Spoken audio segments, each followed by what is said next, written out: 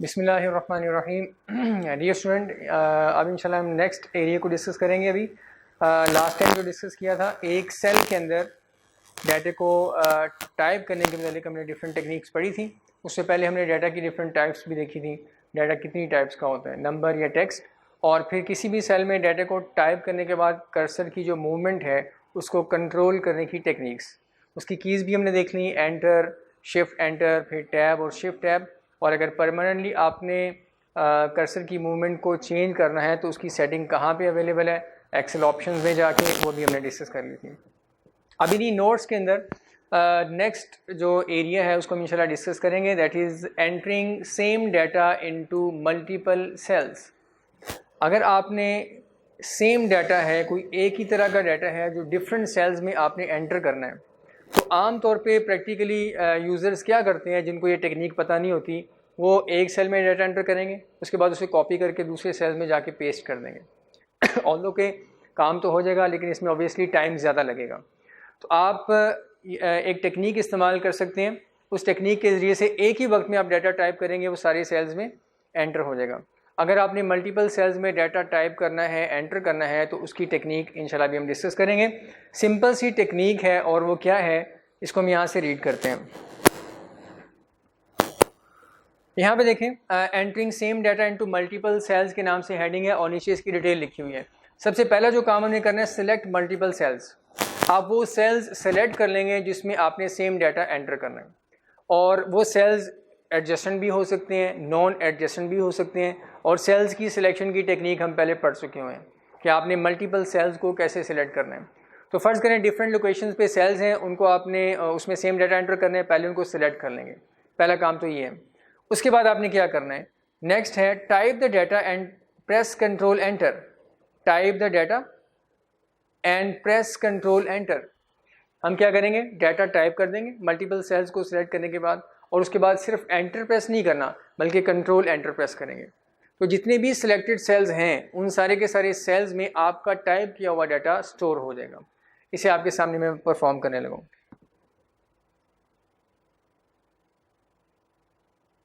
ये देखिएगा, ये वही शीट है। मैं इसका जो प्रीवियसली एंटर डाटा वो डिलीट कर रहा हूँ अब आपके सामने।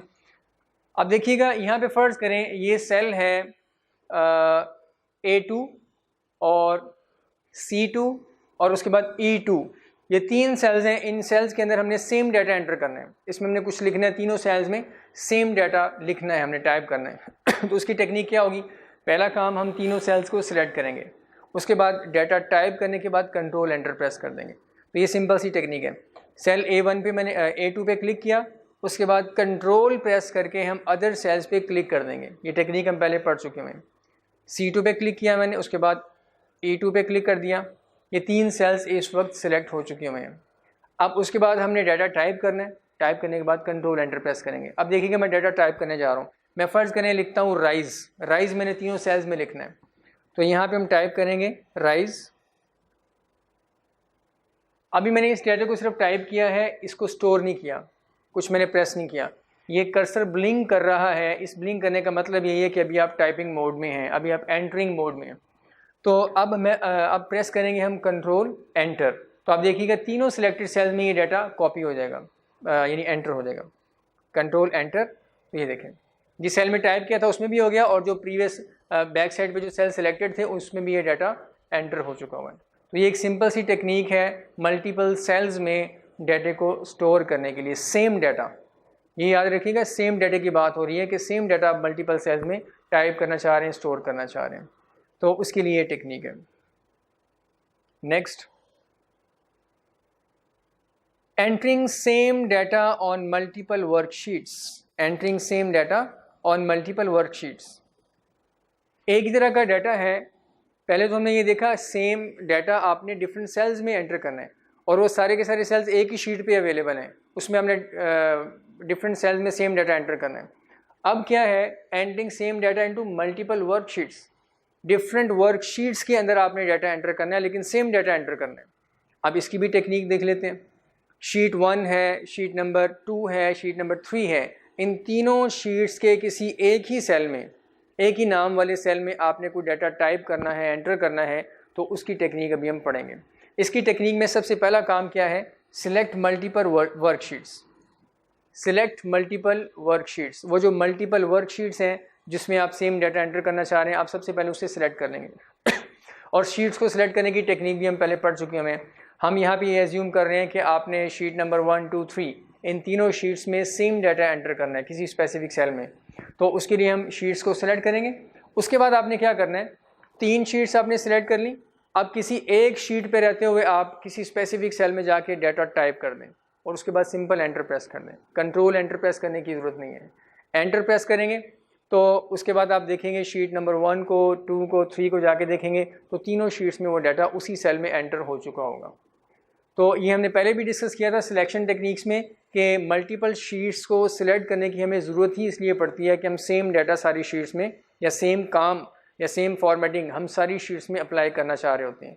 तो शीट्स को सिलेक्ट कर लेंगे, इससे उनका ग्रुप बन जाएगा और ग्रुप बनाने के बाद आप डाटा टाइप करने के बाद एंटर करेंगे, सारी शीट्स में वो डाटा एंटर हो जाएगा। मैं इसे आपके सामने परफॉर्म कर रहा हूँ। ये देखिएगा नीचे बॉटम पे आके, तो ये पहले से टाइप किया हुआ डाटा मैं डिलीट कर रहा हूँ। ये शीट नंबर 1 है बॉटम पे, शीट नंबर 2, 3, 4 ऑनवर्ड ये मल्टीपल शीट्स इस वर्कबुक में अवेलेबल हैं। हम शीट नंबर 1, 2, 3 इन 3 शीट्स में सेम डाटा एंटर करना चाह रहे हैं। उसके लिए इन 3 शीट्स को पहले हम सिलेक्ट करेंगे। तो मैं तीनों को सिलेक्ट कर रहा हूँ और सिलेक्शन की टेक्निक्स पहले पढ़ी हुई हैं। शीट नंबर 1 पे क्लिक करेंगे और उसके बाद शिफ्ट प्रेस करके शीट नंबर 3 पे क्लिक कर देंगे। ये देखिएगा शिफ्ट प्रेस किया मैंने और शीट नंबर 3 पे आके मैंने क्लिक कर दिया। इस वक्त तीनों शीट्स सिलेक्ट हो चुकी हुई हैं और इनका ग्रुप बन चुका हुआ है। और आपको ये भी बताया था कि जब आप ज़्यादा शीट्स को सिलेक्ट कर लेते हैं, 2 या 3 को, तो टाइटल बार में ग्रुप का वर्ड ऐड हो जाता है। टाइटल बार में भी अब आके देखिएगा तो ये ग्रुप का वर्ड आपको यहाँ पे नज़र आ रहा है, ऐड हुआ है।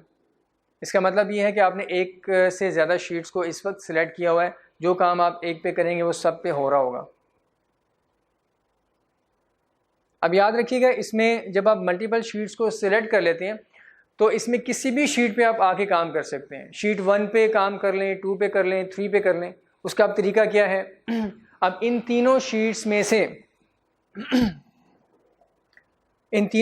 से किसी पे भी आप क्लिक करेंगे ना, एक तो ये कि ये ग्रुप ख़त्म नहीं होगा। ये देखिएगा ये तीनों शीट्स सिलेक्टेड ही रहेंगी। तीनों शीट्स सिलेक्टेड ही रहेंगी, तीनों में से किसी एक पे क्लिक कर लें।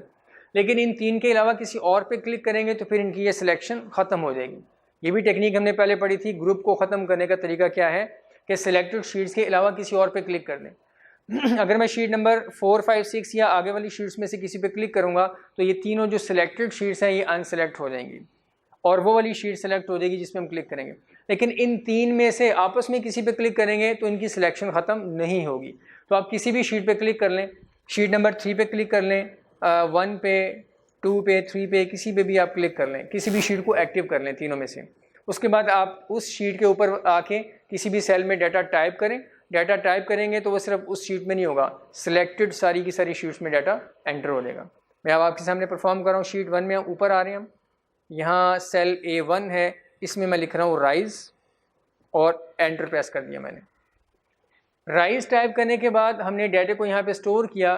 तो ये काम हमने एक शीट में किया, शीट 1 में, लेकिन चूँकि शीट 1, 2, 3 सिलेक्टेड थी, उनका ग्रुप बना हुआ था, तो आप देखिएगा कि ये डाटा सिर्फ शीट 1 में एंटर नहीं हुआ होगा बल्कि ये 2 और 3 में भी ऐड हो चुका हुआ है। इसको अभी हम चेक भी कर लेते हैं।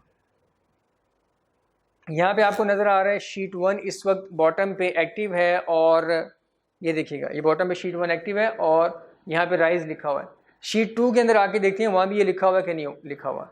मैं बॉटम पे आके शीट 2 पे क्लिक कर रहा हूँ, ये देखिएगा, और शीट 2 पे क्लिक किया तो ऊपर आके देखें सेल A1 में राइज लिखा हुआ है, वहाँ पे भी ये डाटा एंटर हो चुका हुआ है।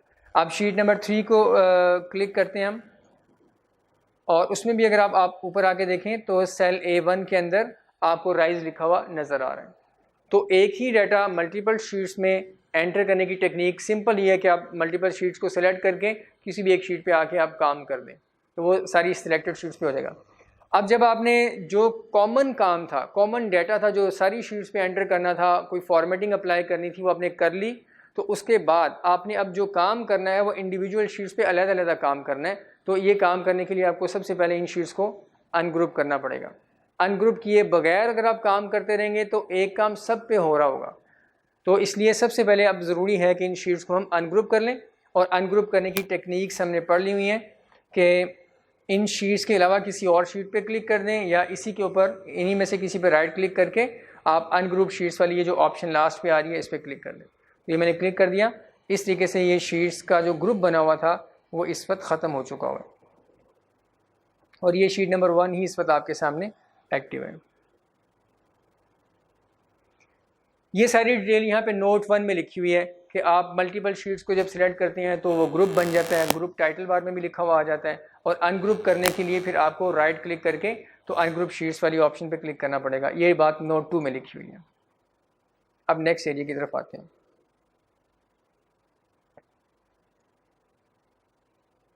नेक्स्ट हमारा जो हेडिंग है आपके सामने मैंने हाईलाइट किया इसे, entering date and time in a cell. आप किसी भी सेल में जो डाटा टाइप करने जा रहे हैं वो आप कोई सिंपल नंबर या टेक्स्ट नहीं है बल्कि डेट और टाइम है। सबसे पहले हम देखेंगे किसी भी सेल में अपने डेट को टाइप करना है तो उसकी क्या टेक्निक है, उसके कुछ रूल्स हैं, उनको फॉलो करके आप डेट टाइप करेंगे तो एक्सेल उसे डेट रिकॉग्नाइज कर लेगा। अगर उन रूल्स को फॉलो करके डेट टाइप नहीं करेंगे तो एक्सेल हो सकता है आपके टाइप किए हुए डाटा को डेट रिकॉग्नाइज ही ना करें। तो इसलिए ज़रूरी है कि डेट को एक स्पेसिफिक फॉर्मेट में आप एंटर करें जो कि डिफ़ॉल्ट फॉर्मेट है। आप देखिएगा यहाँ पे नीचे लिखा हुआ है डेट को टाइप करने का तरीका क्या है। The default format of date in Excel is this. ये आपको लिखा हुआ कुछ नज़र आ रहा है, इसमें एम से मुराद मंथ है। किसी भी सेल में आपने डेट अगर टाइप करनी है तो सबसे पहले आप जो मंथ है उसका डिजिट टाइप करेंगे। फ़र्ज़ करें हम ये डेट टाइप करना चाह रहे हैं 31 जनवरी 2020, ये वाली डेट हम एक्सेल की किसी शीट में टाइप करना चाह रहे हैं। तो सबसे पहले आपने क्या करना है, महीने का जो डिजिट है, याद रखिएगा ये जनवरी जो लिखा हुआ है ना मैंने, ये इंग्लिश में लिखा हुआ है, इंग्लिश के कैरेक्टर्स हैं, लेकिन एक्सेल में एंटर करते वक्त आपने इस तरीके से नहीं लिखना बल्कि आपने इसका जो डिजिट बनता है जो कि 1 है, जनवरी 1 मंथ है, तो आपने 1 टाइप करना है। डेट टाइप करने के लिए सबसे पहले महीने का डिजिट टाइप करेंगे, फिर उसके बाद स्लैश, और उसके बाद जो डेट है उसका डिजिट टाइप करेंगे। तो यहाँ पे ये जो डेट है इसमें डिजिट 31 है डेट का। उसके बाद 31 टाइप कर देंगे, फिर उसके बाद स्लैश करके फिर हम ईयर को टाइप करेंगे, ईयर के जो डिजिट्स हैं वो टाइप करेंगे। जैसे ये 2020 हम टाइप कर देंगे 2020। इस फॉर्मेट में इस स्पेसिफिक सीक्वेंस के अंदर हम जब डेट किसी सेल में लिख के एंटर करेंगे तो एक्सेल समझ जाएगा ये डेट है। किसी और सीक्वेंस में अपनी मर्जी से करेंगे तो एक्सेल उसे हो सकता है डेट रिकॉग्नाइज ना करें। एक चीज़ याद रखिएगा कि डेट के ये जो कंपोनेंट्स हैं, महीना भी है, दिन भी है, साल भी है, इनको आपस में सेपरेट करने के लिए हम ये स्लैश भी यूज़ कर सकते हैं। स्लैश के अलावा डैश भी यूज़ कर सकते हैं। डैश छोटा सा जो माइनस का साइन होता है जो कि आपके कीबोर्ड पे बैक स्पेस के लेफ़्ट साइड पे एक की छोड़ के दूसरी की जो है वो डैश की है, और जो स्लैश है वो आपकी जो शिफ्ट की है आमतौर पे उसके लेफ़्ट साइड पे स्लैश अवेलेबल होता है। तो स्लैश या फिर डैश, इन दोनों में से कोई भी आप एज अ सेपरेटर आप यूज़ कर सकते हैं इसे, लेकिन सीक्वेंस आपका ये होना चाहिए। ये सारी डिटेल यहाँ नीचे भी लिखी हुई है। यहाँ तक इस फर्स्ट पैराग्राफ में जो मैंने चीज़ आपको एक्सप्लेन किया है कि आप कोई डेट टाइप करना चाहें तो सबसे पहले आप महीना टाइप करेंगे, उसका डिजिट, फिर उसके बाद तारीख जो है उसका डिजिट, फिर उसके बाद साल का डिजिट, और सेपरेट आपने करना है स्लैश या डैश से। अब इसको हम परफॉर्म करते हैं। ये देखिएगा यहाँ ये जो सेल है B1, इसमें मैं एक डेट टाइप करता हूँ। यही वाली डेट हम टाइप करने जा रहे हैं 31 जनवरी 2020। हमने यहाँ पे डेट लिखनी है, तो यहाँ पे डेट लिखने का आप सीक्वेंस वही फॉलो करेंगे जो हमने पढ़ा है। सबसे पहले जो मंथ है उसका डिजिट टाइप करेंगे। तो जनवरी का डिजिट 1, ये मैंने 1 टाइप कर दिया। उसके बाद स्लैश, ये फॉरवर्ड स्लैश कहलाता है, फॉरवर्ड स्लैश। उसके बाद 31, उसके बाद फिर स्लैश और 2020। ये डेट करेक्ट फॉर्मेट के अंदर हमने टाइप कर दी हुई है। अब इसे इस सेल में स्टोर करने के लिए एंटर प्रेस करेंगे। एक चीज़ बता दूं, एंटर प्रेस करने से पहले आप एक चीज़ ज़रा स्क्रीन पे नोट कीजिएगा कि एक्सेल इस डेट को जब रिकॉग्नाइज कर लेगा, उसको समझ आ जाएगी कि आपने जो लिखा है वो डेट है, तो ये ऊपर एक यहाँ पे होम टैब के अंदर ये नंबर का ग्रुप है और यहाँ पे देखिएगा जनरल लिखा हुआ ऊपर एक छोटे बॉक्स के अंदर। अगर आपको स्क्रीन पे विजिबल है तो यहाँ पे जनरल लिखा हुआ है, अदरवाइज आप अपने सिस्टम में भी देख सकते हैं। मैं दोबारा आपको दिखा देता हूँ ज़रा इसका जूम बड़ा करके। इस डेट जो मैंने टाइप किया मैं इसे कैंसिल कर रहा हूँ, ये देखिएगा यहाँ पे आके ये होम टैब लेफ्ट साइड पे आपको नज़र आ रहा है होम टैब। इसमें राइट साइड पे आए तो ये नीचे बॉटम पे आए तो ये font group, alignment group, number का ग्रुप। इसमें आप देखिएगा यहाँ पे आपको लिखा हुआ नज़र आ रहा है जनरल। यहाँ पे आपको ये जनरल लिखा हुआ नज़र आ रहा है। ये जनरल जो है यहाँ से चेंज होके डेट बन जाएगा। यहाँ पे डेट लिखा हुआ नज़र आएगा। जब आप किसी सेल में डेट करेक्ट फॉर्मेट में टाइप करेंगे और एंटर कर देंगे और दोबारा उसी सेल पे क्लिक करेंगे, उस सेल को, डेट वाले सेल को सेलेक्ट कर लेंगे, तो एक्सेल आपको यहाँ पे डेट लिखा हुआ शो कर देगा। यानी एक्सेल समझ गया है कि इस सेल में आपने जो लिखा है वो डेट है। तो यहाँ से आपको पता चल जाएगा कि एक्सेल ने इसे डेट रिकॉग्नाइज कर लिया हुआ है, यानी आपने सही फॉर्मेट में डेट टाइप की है। तो मैं यहाँ पे इस सेल में डेट टाइप करने जा रहा हूँ दोबारा से वही, और फिर आप ऊपर देखिएगा जनरल की बजाय वहाँ पे डेट लिखा हुआ आ जाएगा अगर करेक्ट फॉर्मेट में डेट एंटर होगी। अगर करेक्ट फॉर्मेट में डेट एंटर नहीं होगी तो यहाँ जनरली लिखा होगा, डेट नहीं एक्सेल मेंशन करेगा। फर्स्ट ये जनवरी का डिजिट /31/2020 एंटर किया। तो एंटर करने के बाद कर्सर हमारा मूव होकर राइट साइड पे चला गया, क्योंकि हमने इसकी डिफ़ॉल्ट डायरेक्शन चेंज की हुई है, राइट साइड की हुई है। अब एक्सेल ने इसे डेट रिकॉग्नाइज किया है कि नहीं किया, हम इस सेल को सिलेक्ट करेंगे और देखेंगे यहाँ पे क्या लिखा हुआ आ रहा है। इस पर क्लिक किया तो आप देखिएगा यहाँ पे आपको यहाँ पे डेट लिखा हुआ नज़र आ रहा है क्लियरली। इसका मतलब है आपने सही फॉर्मेट में डेट हमने एंटर कर ली हुई है और एक्सेल ने उसे डेट रिकॉग्नाइज भी कर लिया हुआ है। तो डेट को टाइप करने का एक रूल आपने याद रखना है, इसका फॉर्मेट जो है वो हमेशा इसी फॉर्मेट ये वाला होना चाहिए जो मैंने आपके सामने एक्सप्लेन किया था, दिस वन। कि सबसे पहले आप मंथ टाइप करेंगे, फिर डेट का डिजिट टाइप करेंगे, फिर उसके बाद ईयर के डिजिट्स को टाइप करेंगे और दरम्यान में स्लैश या डैश भी लिख सकते हैं। मैं अब डैश के साथ भी डेट आपको एंटर कर देता हूँ। ये देखिएगा नीचे वाले सेल में यही डेट हम लिखने जा रहे हैं और सेपरेटर के तौर पे हम डैश लिखेंगे 1-31-2020 एंटर। अब देखिएगा मैंने डैश लिखे डेट को एंटर किया, एक्सेल ने उसको चेंज कर दिया। डेट उसने रिकॉग्नाइज कर लिया हुआ है लेकिन वापस उसने स्लैश ही यहाँ पे लगा दिया। टाइप हमने डैश किया था लेकिन एक्सेल इसको अपने डिफ़ॉल्ट फॉर्मेट में डेट को शो कर देगा। जब वो रिकॉग्नाइज कर लेगा कि आपने डेट टाइप की है, रिकॉग्नाइज करने के लिए मैंने आपको बता दिया कि स्लैश या डैश दोनों में से आप कोई भी एंटर करेंगे, लेकिन एक्सेल उसको अपने डिफ़ॉल्ट फॉर्मेट में चेंज कर देगा। डिफ़ॉल्ट से मुराद उसका जो स्टैंडर्ड फॉर्मेट है वो स्लैश वाला है, तो डैश को वो स्लैश में ही चेंज कर देगा, लेकिन रिकॉग्नाइज कर लेगा कि आपने डेट टाइप की है। अब इस सेल पे भी क्लिक करते हैं और ऊपर यहाँ पे आप देखें तो एक्सेल ने उस जनरल को डेट कर दिया हुआ है, यानी इन दोनों सेल्स में आपने जो कुछ लिखा हुआ है एक्सेल ने उसे डेट रिकॉग्नाइज कर लिया।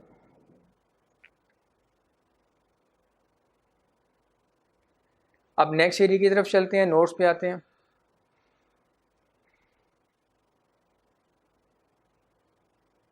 नेक्स्ट हमारी जो डिस्कशन है वो टाइम से रेलिवेंट है कि आपने किसी भी सेल के अंदर टाइम टाइप करना है तो टाइम को टाइप करने का अब क्या रूल है उसमें देखिएगा। टाइम से रेलिवेंट डिस्कशन यहाँ पे है। The default format of time in Excel is this one. ये मैंने जो सिलेक्ट किया हुआ है, the default format of time in Excel is this. इस फॉर्मेट में आप किसी भी सेल में टाइम को टाइप करेंगे। अब ये फॉर्मेट क्या है, एच से मुराद और है। सबसे पहले आप किसी भी सेल में टाइम जो टाइप करना एंटर लिखना जा रहे हैं उसमें सबसे पहले आप घंटा लिखेंगे, यानी और जो है उसके डिजिट्स को लिखेंगे। उसके बाद आप कॉलन लगाएंगे, ये फिक्स है, कॉलन ही आपने लगाना है। फिर उसके बाद मिनट्स जो है उसके डिजिट्स मेंशन कर देंगे, मिनट्स के डिजिट्स मेंशन कर देंगे। फ़र्ज़ करें आप 9:15 मॉर्निंग के जो होते हैं वो आप किसी सेल में टाइप करना चाह रहे हैं। एक एम्प्लॉई जो है उसका आप टाइम रिकॉर्ड कर रहे हैं, वो सुबह 9:15 पे आया है, तो आपने किसी भी सेल में उसका स्टार्टिंग टाइम या अटेंडेंस मार्क करनी है तो 9 और कॉलन और उसके बाद आपने 15 लिखना है। 9 टाइप करेंगे ये और को रिप्रेजेंट करेगा, कॉलन टाइप करेंगे, फिर उसके बाद आपने उसके मिनट्स जो है वो मेंशन कर देने हैं। मिनट हो सकता है सिंगल डिजिट वाला हो या 2 डिजिट वाला हो। मिसाल के तौर पर 9:05 पे वो आया है तो आप इसको 05 लिखेंगे। 9:50 पे आया तो 50 लिख देंगे, 15 मिनट पे आया तो 15 लिख देंगे। इस तरीके से आपने मेंशन करना है। उसके बाद आपने स्पेस प्रेस करनी है। यहाँ पे एक स्पेस अवेलेबल है, मिनट्स एंटर करने के बाद स्पेस प्रेस करेंगे। स्पेस प्रेस करने के बाद AM या फिर PM, इन दोनों में से कोई एक चीज़ मेंशन करेंगे। और ये आपको पता होना चाहिए कि AM कौन से टाइम ड्यूरेशन के लिए हम यूज़ करते हैं। रात 12 बजे से लेके दिन 12 बजे तक AM चलता है, और उसके बाद फिर दोपहर के 12 बजे के बाद से लेके रात 12 बजे तक का जो टाइम होता है उसमें हम PM लिखते हैं। अब इसमें एक चीज़ याद रखिएगा, AM और PM पूरा लिखने की ज़रूरत नहीं है। आप स्पेस दे के A प्रेस कर दें, उसके बाद एंटर कर दें, एक्सेल उसे खुद ही AM कर देगा। या फिर स्पेस के बाद जस्ट P टाइप करके एंटर कर दें, एक्सेल उसे खुद ही PM कर देगा। तो आप अपना टाइम सेव कर सकते हैं, थोड़ा सा M टाइप ना करें आप। तो इस फॉर्मेट में अब हम किसी एक सेल के अंदर जाके टाइम को टाइप करते हैं, परफॉर्म करते हैं इसे। ये देखिएगा, इस सेल में हम टाइम टाइप करते हैं 9:15 AM। तो सबसे पहले हम जो और है उसका डिजिट टाइप करेंगे 9 को टाइप करेंगे। मैं इसको जूम कर रहा हूं ताकि आपको ज़रा ज़्यादा क्लियर हो जाए। जी, 9 को टाइप किया मैंने। उसके बाद कॉलन लगाएंगे, कॉलन भी मैंने टाइप कर दिया। उसके बाद 15 के बाद स्पेस टाइप करेंगे, स्पेस भी मैंने टाइप कर दी। और उसके बाद AM या PM में से दोनों में से कोई एक, या A या P, इन दोनों में से कोई एक चीज़ हम टाइप कर देंगे। और इसमें भी ज़रा देखिएगा कि एक्सेल जब इस सेल के अंदर एंटर किए हुए डाटा को टाइम रिकॉग्नाइज कर लेगा तो वहाँ ऊपर जनरल की जगह पे टाइम लिखा हुआ आपको नज़र आ जाएगा। यानी एक्सेल ने रिकॉग्नाइज कर लिया है कि इस सेल में जो आपने टाइप किया डाटा वो नॉर्मल डाटा या जनरल डाटा नहीं है, बल्कि वो टाइम है। तो यहाँ पे मैं A प्रेस कर रहा हूँ। A या P आप कैपिटल लेटर में कर दें, स्मॉल लेटर में कर दें, दोनों तरह ठीक है। एक्सेल उसे खुद ही, अगर आप स्मॉल लेटर में करेंगे खुद ही उसे कैपिटल में कन्वर्ट कर देगा। मैंने ये A टाइप किया, उसके बाद एंटर प्रेस किया। आप देखें एक्सेल ने खुद ही उसे AM कर दिया है। तो 9:15 AM। अच्छा, एक चीज़ मैं थोड़ा इसको करेक्ट कर दूं, यहाँ पे आप देखिएगा तो ऊपर जहाँ जनरल लिखा हुआ था वहाँ सॉरी टाइम लिखा हुआ नहीं आएगा, बल्कि कस्टम लिखा हुआ आ जाएगा। ये देखिएगा यहाँ पे आके देखिएगा, ये कस्टम फॉर्मेट है। इसकी भी एक वजह है, ये यहाँ पे जो कुछ लिखा हुआ नज़र आ रहा है ये क्या चीज़ें हैं, ये हमने इंशाल्लाह डिस्कस करनी है इसी चैप्टर के आखिर में जाके डिटेल के साथ। वहाँ आपको ये चीज़ ज़्यादा क्लियर होगी। तो अभी आप ये देख लें कि एक्सेल ने इसको टाइम रिकॉग्नाइज किया, तो यहाँ जनरल की बजाय उसने कस्टम लिख दिया। यानी जनरल लिखा हुआ नज़र नहीं आएगा आपको, उसको चेंज कर देगा एक्सेल। ये कस्टम फॉर्मेट रिकॉग्नाइज कर लिया उसने। तो टाइम को टाइप करने के लिए किसी भी सेल में करेक्ट फॉर्मेट आपके सामने आ गया, और कॉलन, मिनट्स और फिर स्पेस AM या फिर PM। मैं इसी सेल के नीचे एक और टाइम लिख रहा हूँ इवनिंग का, 9:15 और अब हम स्पेस करके PM लिखते हैं। मैंने P टाइप किया, उसके बाद एंटर प्रेस कर दिया। अगर मैं ये चाहता हूँ कि मेरी जो सिलेक्शन है वो चेंज ना हो, इस सेल में डाटा भी एंटर हो जाए और सिलेक्टेड भी यही सेल रहे, तो कंट्रोल एंटर प्रेस कर देंगे। हमने पहले लर्न किया हुआ है, कंट्रोल एंटर प्रेस किया तो अब देखेंगे टाइम इसमें एंटर भी हो गया, स्टोर भी हो गया, सिलेक्शन भी चेंज नहीं हुई, और ऊपर यहाँ पे कस्टम लिखा हुआ नज़र आ रहा है। एक्सेल ने इसे टाइम रिकॉग्नाइज कर लिया। तो ये टेक्निक्स हैं किसी भी सेल में डेट या टाइम को टाइप करने की। इन्हीं स्पेसिफिक फॉर्मेट्स के अंदर ही आपने डेट को और टाइम को टाइप करना है, अदरवाइज़ एक्सेल फिर इसे डेट या टाइम रिकॉग्नाइज नहीं करेगा। डेट या टाइम रिकॉग्नाइज करवाना एक्सेल को क्यों ज़रूरी है? आप किसी भी फॉर्मेट में अपनी मर्ज़ी से आप लिख दें, साल पहले लिख दें, बाद में आप महीना लिख दें, बाद में आप डेट लिख दें, आपको तो समझ आ जाएगी, पढ़ने वाले को भी हो सकता है समझ आ जाए कि ये डेट है। लेकिन एक्सेल जब तक उसे डेट रिकॉग्नाइज नहीं करेगा, आप एक्सेल के डिफरेंट फीचर्स जो डेट से रेलिवेंट हैं उनको यूज़ नहीं कर सकते। ये डिफरेंट फीचर्स आगे आएंगे इंशाल्लाह नेक्स्ट लेक्चर्स के अंदर, कि अगर आपने किसी सेल में डेट लिखी हुई है और आप चाहते हैं उससे अगले सेल में नेक्स्ट डेट आ जाए, उससे अगले सेल में नेक्स्ट डेट आ जाए और पूरा एक सीरियल बन जाए डेट्स का, तो आप बार बार हर सेल में नई डेट टाइप करने की बजाय उसी डेट को यूज़ करके आप ड्रैग करेंगे तो एक्सेल खुद ही नेक्स्ट सेल्स के अंदर नई डेट्स को मेंशन कर देगा। तो ये उस वक्त होगा जब पहले वाली जो डेट आपने टाइप की हुई है एक्सेल उसे डेट रिकॉग्नाइज कर ले। अगर उसने डेट ही रिकॉग्नाइज की नहीं किया तो वो फिर उस सीरीज़ को एक्सटेंड नहीं करेगा। तो एक्सेल के डिफरेंट फीचर्स को यूज़ करने के लिए स्पेसिफिक फॉर्मेट के डेटे को रिकॉग्नाइज करवाना ज़रूरी है। उसके लिए आप उसे स्पेसिफिक फॉर्मेट में ही मेंशन करेंगे तो एक्सेल उसे रिकॉग्नाइज करेगा। नेक्स्ट कुछ शॉर्टकट कीज़ लिखी हुई हैं यहाँ पे, ये देखिएगा।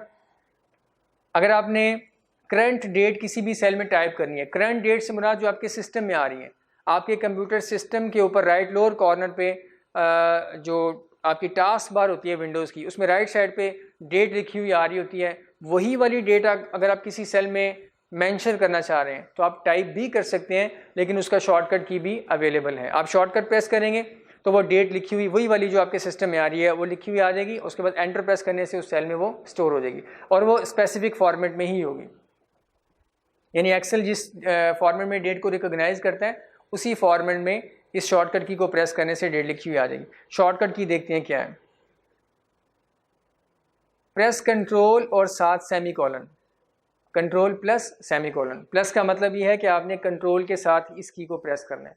पहले हम कंट्रोल प्रेस करेंगे, पहले सबसे पहले सेल को सिलेक्ट करेंगे जिसमें हमने डेट को टाइप करना है, फिर कंट्रोल प्रेस करके सेमीकोलन वाली की को प्रेस कर देंगे और फिर उसके बाद रिलीज़ कर देंगे तो उस सेल के अंदर डेट टाइप की हुई आ जाएगी।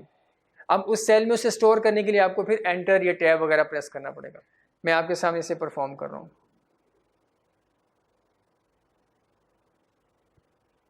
ये देखिएगा साथ वाला सेल यहाँ पे करंट जो टाइम है, इस वक्त जो टाइम चल रहा है मेरे सिस्टम पे, सही है या गलत है, जो भी होगा वो आपके सामने इस सेल में आ जाएगा। कंट्रोल और सेमीकोलन मैंने प्रेस किया, डेट आ जाएगी। ये कंट्रोल सेमीकोलन डेट को टाइप करने की है।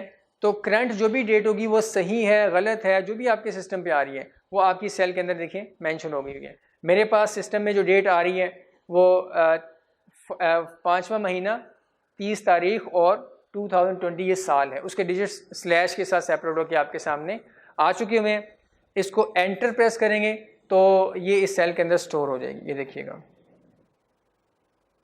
तो ये आपके सामने एक टेक्निक आ गई कि करंट जो डेट आपके सिस्टम पे चल रही है, फिर मैं बता दूं अगर गलत डेट वहाँ पे मेंशन्ड है तो वो गलत डेट ही यहाँ पे आएगी, जो भी वहाँ है वो यहाँ पे आ जाएगी। इसलिए अगर आप चाहते हैं कि यहाँ पे करेक्ट डेट है जो वाकई आज की डेट है तो अपने सिस्टम की डेट को आप फिर अपडेट रखेंगे। अब हम नेक्स्ट की देखते हैं कि टाइम को एंटर करने के लिए क्या शॉर्टकट की अवेलेबल है। एंटर करंट टाइम, नोट्स में जो लिखा हुआ है enter current time. Current time जो सिस्टम पे आ रहा है उसको आपने अगर किसी सेल में मेंशन करना है तो उसकी शॉर्टकट की राइट साइड पे लिखी है कंट्रोल शिफ्ट और सेमीकोलन। इसमें आप याद रख लें कि डेट को टाइप करने के लिए तो कंट्रोल के साथ सेमीकोलन था, लेकिन कंट्रोल के साथ अब शिफ्ट की प्रेस करके फिर सेमीकोलन करेंगे तो टाइम जो है वो टाइप हुआ आ जाएगा करेक्ट फॉर्मेट के अंदर। उसके बाद आप एंटर प्रेस कर देंगे। इसे भी हम परफॉर्म करते हैं।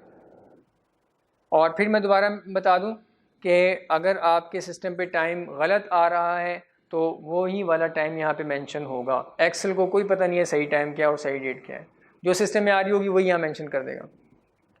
कंट्रोल शिफ्ट सेमीकोलन मैंने टाइप किया तो मेरे सिस्टम पे इस वक्त जो टाइम आ रहा है वो 12:52 हो चुके हुए हैं दोपहर के, PM आ रहा है। इसको हम एंटर कर देंगे। ले जी, तो ये शॉर्टकट कीज़ हैं किसी भी सेल में करंट टाइम और करंट डेट को एंटर करने की। अगर आपने इसके अलावा कोई और टाइम या कोई और डेट टाइप करनी है फिर वो आप उसे मैनुअली टाइप करेंगे। अब नेक्स्ट एक और शॉर्टकट की लिखी हुई है आपके नोट्स में, enter current date and time. आप किसी सेल में डेट भी टाइप करना चाह रहे हैं और साथ टाइम भी टाइप करना चाह रहे हैं, करंट जो आपके सिस्टम में चल रही है, तो शॉर्टकट कीज़ यही हैं, बस उसको इस्तेमाल करने की टेक्निक हम देख लेते हैं।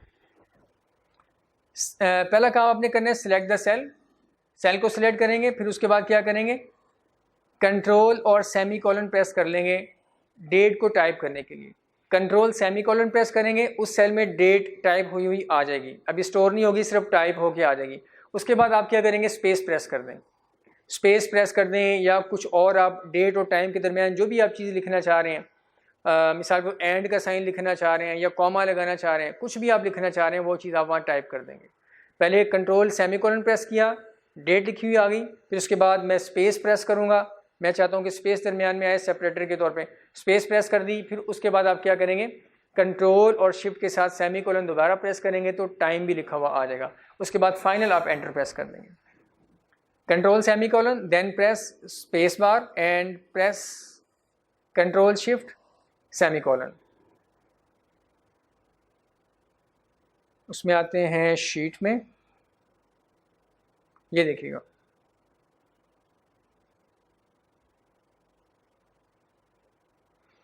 यहाँ चूँकि सेल में हमने डेट भी टाइप करनी है, साथ जो है टाइम भी उसका टाइप करना है, तो जाहिर बात है सेल के अंदर जो है डाटा ज़्यादा लेंथी हो जाएगा, वेट हमें ज़्यादा चाहिए होगी, तो हम यहाँ पे टाइप करते हैं, एक्सेल वेट को भी एडजस्ट कर देगा।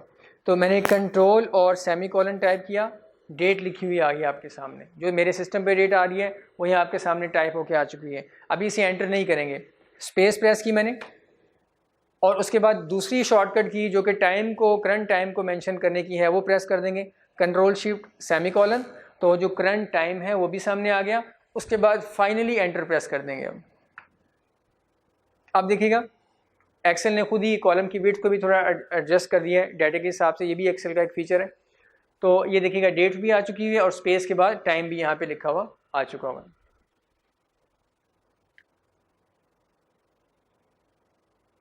नेक्स्ट आपके नोट्स के अंदर जो चीज़ मेंशन है वो एक नोट लिखा हुआ है, इसको समझ लेते हैं कि ये नोट आपको क्या बता रहा है। ये देखिएगा नोट आपको ये कह रहा है कि आपने अगर किसी सेल में डाटा टाइप करना शुरू किया और फिर आपने रिकॉग्नाइज़ किया कि मैंने ये डाटा टाइप नहीं करना था, उसमें कोई स्पेलिंग मिस्टेक हो चुकी हुई है, या आपने गलत डाटा टाइप कर दिया हुआ, या गलत सेल में आप टाइप कर रहे हैं, यानी कोई भी ऐसी मिस्टेक होगी, आप उसको कैंसिल करना चाह रहे हैं। जो कुछ आपने अभी टाइप किया है, स्टोर नहीं किया, उसको आप टाइप करने के बाद स्टोर करने से पहले कैंसिल करना चाह रहे हैं, तो उसके लिए एक शॉर्टकट है, एक की अवेलेबल है कीबोर्ड पे, एस्केप। जैसे आप एस्केप प्रेस करेंगे, करंटली टाइप जो डाटा है वो रिमूव हो जाएगा, कैंसिल हो जाएगा, और सेल में पहले से जो कुछ मौजूद है वो वैसे ही रहेगा। अगर सेल ब्लैंक है तो ब्लैंक रहेगा, पहले से कुछ लिखा हुआ था जिसके ऊपर आप ओवर राइटिंग कर रहे थे, तो वो जो पहले से लिखा हुआ वही आपको नज़र आएगा। तो करंटली जो डाटा आपने टाइप किया है उसे कैंसिल करने के लिए आप एस्केप प्रेस कर देंगे। इसे भी मैं आपके सामने परफॉर्म करके दिखाता हूँ। ये एक ब्लैंक सेल है, इसमें मैं कुछ टाइप करता हूँ। फर्ज करें मैं राइस टाइप करता हूँ।